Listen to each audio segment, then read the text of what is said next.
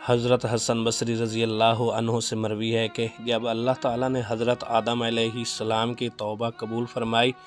تو فرشتوں نے انہیں مبارکباد پیش کی۔ حضرت جبرائیل و میکائیل علیہ السلام حاضر ہوئے اور کہا، اے آدم علیہ السلام، آپ علیہ السلام نے توبہ کر کے اپنی آنکھوں کو ٹھنڈا کر لیا۔ حضرت آدم علیہ السلام نے فرمایا، اگر اس توبہ کی قبولیت کے بعد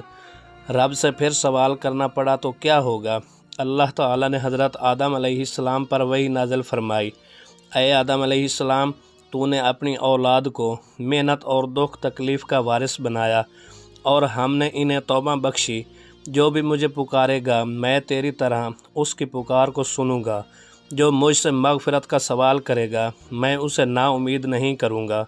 کیونکہ میں قریب ہوں اور دعاؤں کو قبول کرنے والا ہوں، اور میں توبہ کرنے والوں کو ان کی قبروں سے اس طرح اٹھاؤں گا کہ وہ ہنستے مسکراتے ہوئے آئیں گے، ان کی دعائیں قبول ہوں گی۔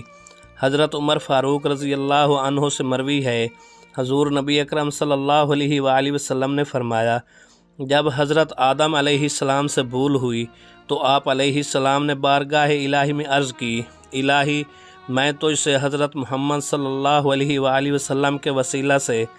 عرض کرتا ہوں کہ تو میری مغفرت فرما دے۔ اللہ تعالیٰ نے فرمایا، اے آدم علیہ السلام، تجھے محمد صلی اللہ علیہ وآلہ وسلم کی پہچان کیسے ہوئی جبکہ میں نے ابھی انہیں دنیا میں پیدا نہیں کیا؟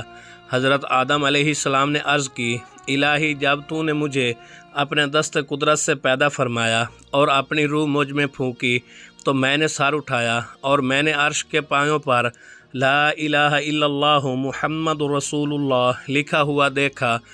پس میں جان گیا کہ تو نے اپنے نام کے ساتھ جس نام کو ملایا وہ تیرے نزدیک دیگر مخلوق میں سے سب سے زیادہ محبوب ہوگا۔ اللہ تعالیٰ نے فرمایا، اے آدم علیہ السلام، تم نے سچ کہا اور محمد صلی اللہ علیہ وآلہ وسلم میرے نزدیک تمام مخلوق سے زیادہ محبوب ہیں، اور جب تم ان کے وسیلہ سے مغفرت طلب کر رہے ہو تو میں نے تمہیں معاف کیا، اور اگر محمد صلی اللہ علیہ وآلہ وسلم نہ ہوتے